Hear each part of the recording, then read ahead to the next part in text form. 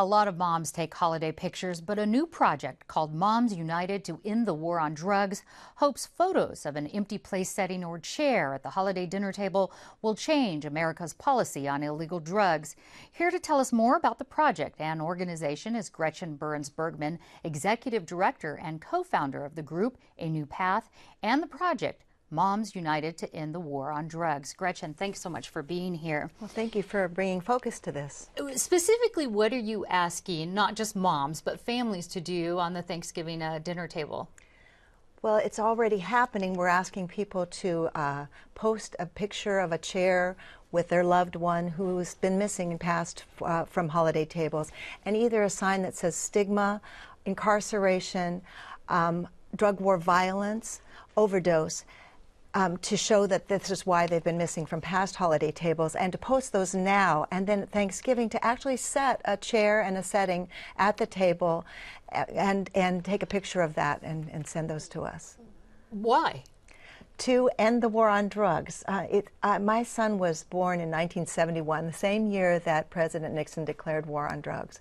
And since that time, it's been really devastating, not just to families, but to our whole communities. In terms of loss of life, loss of liberty, we're stigmatizing and criminalizing people who use drugs or who have addictive illness, like my sons do. Your sons left a couple of empty seats at the table. Tell us a little bit about that. My older son, who was born in 1971, was arrested about 20 years ago for possession of marijuana, which started a 10-year cycling in and out of the prison system, for nonviolent drugs. And he's not the only one. We've seen this, it's tripled, marijuana arrests have tripled since that time in the last 20 years. So there was times when he wasn't there because he was behind bars, and I didn't know whether I belonged at the family table or visiting him, and that sort of tug and pull.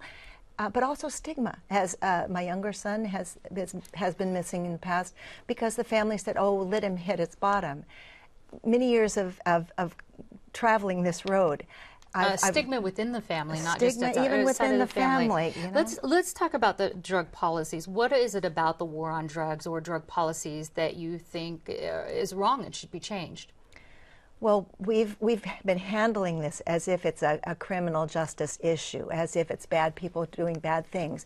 Instead, what it really is addiction's a chronic relapsing disorder, and it needs to be handled with harm reduction strategies, with science-based. Such as? Well, what everybody thinks of when you say harm reduction is needle exchange, but there's also things like methadone. There's also not using tough love, but understanding and being compassionate and keep dragging them back to treatment. Unfortunately, there's no treatment dollars. We're spending so much money on the criminal justice system. It costs us $49,000 a year to incarcerate somebody, and yet there's no education, there's no drug treatment, there's in the community or behind bars.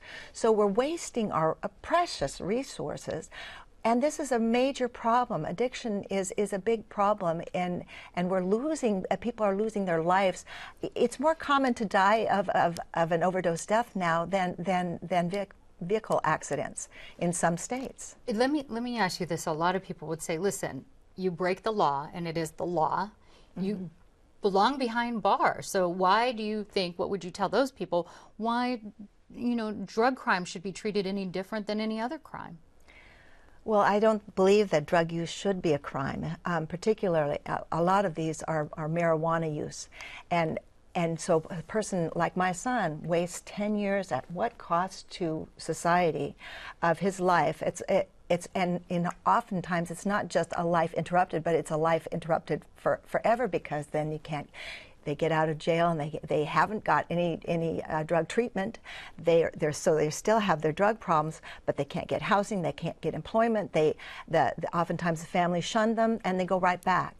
And so we're wasting such resources on people who we're arresting people for what they put into their body, and we're seeing some people being put away for 80 years for drug crimes, when child molesters and murderers are getting away with less. It's kind of cattywampus. This is obviously very personal for you. You've had a lot of personal experience with it. What do you want to tell other families about what they should do if they have somebody missing from their table this Thanksgiving because of drugs?